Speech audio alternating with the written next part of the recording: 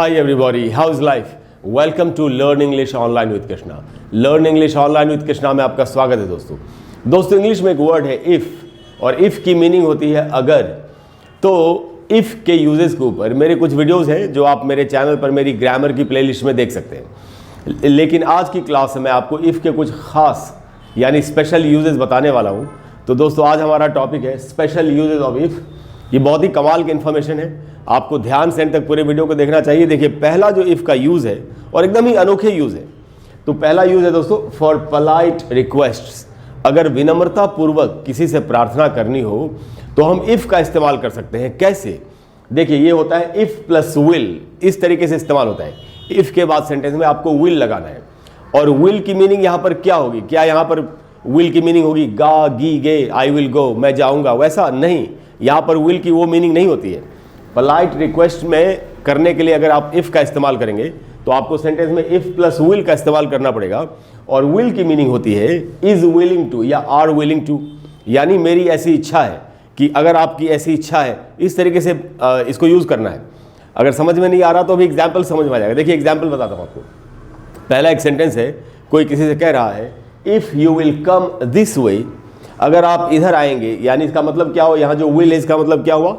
If you are willing to come this way, यानी अगर आपकी इच्छा है इस तरफ से आने की। ये विनम्रता से कहा जा रहा है, ये एक प्रार्थना की जा रही है, पोलाइट रिक्वेस्ट किया जा रहा है, विनम्र प्रार्थना।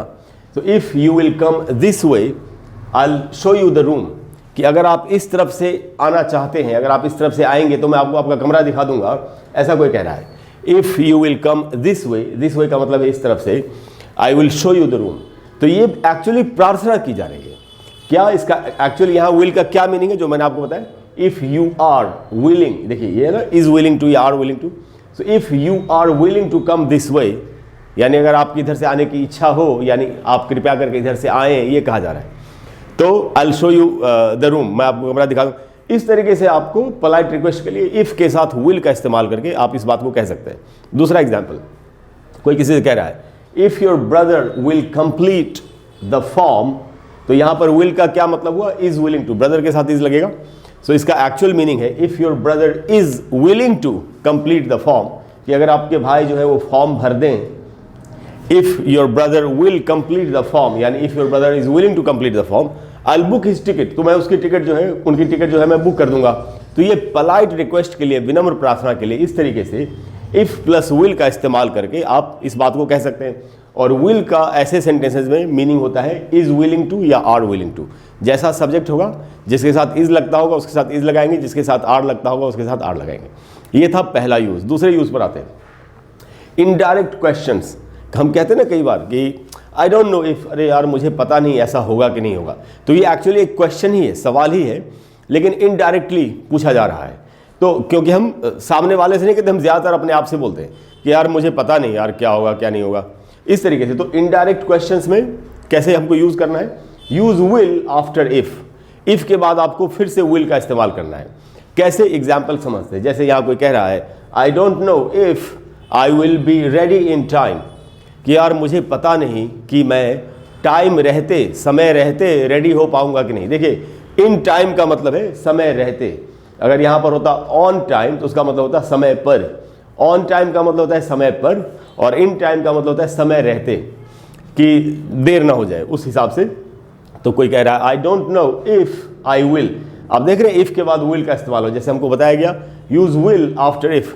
तो I don't know if I will be ready in time, कि यार मैं जानता नहीं यार, मुझे पता नहीं यार कि मैं समय रहते मैं रेडी हो पाऊंगा कि नहीं हो पाऊंगा जाने के लिए, कहीं ऐसा ना हो कि मुझे देर हो जाए, ऐसा कोई कह रहा है। या दूसरा एग्जाम्पल है आई don't know if he will come tomorrow, कि मुझे पता नहीं कि वो कल आएगा कि नहीं आएगा। आई don't know if he will come tomorrow. अच्छा, अपने यहाँ हम लोग बोलते हैं ऐसे आई don't know if he will come tomorrow और नॉट, बोलते हैं ना, कि ऐसा हम हिंदी के कारण बोलते हैं, मुझे पता नहीं वो कल आएगा कि नहीं। की नहीं के लिए हम और नॉट लगाते हैं, आप लगा सकते हैं, लेकिन ये ज़्यादा अच्छी इंग्लिश है।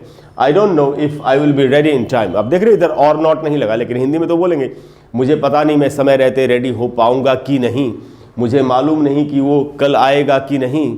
लेकिन की नहीं के लिए और नॉट लगाने की कोई ज़रूरत नहीं आपको, अगर आप इस तरीके से इस बात को कहते हैं। आई don't know if he will come tomorrow. ये था दोस्तों दूसरा यूज़। तीसरा यूज़ आपको बताता हूँ, और ये भी बड़ा इंटरेस्टिंग यूज़ है, और ये है एडमिटिंग फैक्ट्स विद इफ़। अगर किसी तथ्य को बता रहे हो आप, तो इफ़ का यूज़ करके कैसे उस तथ्य को, उस फैक्ट को बताएंगे। तो ये कैसे बताना होता है, to admit a fact when giving a reason for it, यानी आप एक सच्चाई, एक तथ्य बता रहे हैं और उसका कारण भी बता रहे हैं कि ऐसा इसलिए है क्योंकि मैं ऐसा था। अभी आपको एग्जाम्पल से पता चलेगा। जैसे यहाँ कोई कह रहा है if I am a bit sleepy, अगर मुझे थोड़ी नींद आ रही है। अब देखिए इफ़ का इस्तेमाल हुआ फैक्ट को बताने के लिए। किसी आदमी को नींद आ रही है तो वो किसी के सामने इस फैक्ट को बता रहा है, एक्सप्लेन कर रहा है अपने आप को कि if I am a bit sleepy, अगर मुझे थोड़ी सी नींद आ रही है, it's because I was up all night, तो ये ऐसा इसलिए है क्योंकि मैं पूरी रात जगा हुआ था। If I am a bit sleepy it's because I was up all night. तो ये कैसा यूज है दोस्तों, to admit a fact when giving a reason for it, यानी आप किसी तथ्य को बता रहे हैं, किसी सच्चाई को बता रहे हैं और साथ में आप उसका कारण भी दे रहे हैं, तो आप इफ़ का इस्तेमाल करके इस तरीके से अपनी बात को कह सकते हैं, if I am a bit sleepy it's because I was up all night. तो दोस्तों इफ़ के ये यूजेस बड़े इंटरेस्टिंग हैं। मुझे पूरी उम्मीद है कि आज की क्लास के बाद आप इफ़ को इस तरीके से यूज़ करेंगे अपनी कम्युनिकेशन में और एकदम करेक्ट और इफेक्टिव कम्युनिकेशन कर सकेंगे, प्रभावशाली तरीके से इंग्लिश को बोल सकेंगे। अगर आपको आज की क्लास अच्छी लगी हो तो प्लीज़ वीडियो को लाइक करें और शेयर करें और चैनल को सब्सक्राइब करें। अगली बार अगली क्लास में मैं आपको फिर से कुछ इसी तरह का कोई नया टॉपिक देने की कोशिश करूँगा, जिसको सीखने के बाद आपके लिए इंग्लिश बोलना थोड़ा सा और भी आसान हो जाएगा और आप और भी ज़्यादा इफेक्टिव इंग्लिश बोल पाएंगे। कोई भी अगर ऐसा टॉपिक है जिस पर आप चाहते हैं कि मैं आपके लिए वीडियो बना दूं, तो आप नीचे कमेंट बॉक्स में लिखिए। मैं कोशिश करूंगा कि आपको जितनी जल्दी हो सके उस पर एक वीडियो बना करके दे ही दूँ। Thank you very much for all your love, for all your support. I will see you in the next class. Bye bye.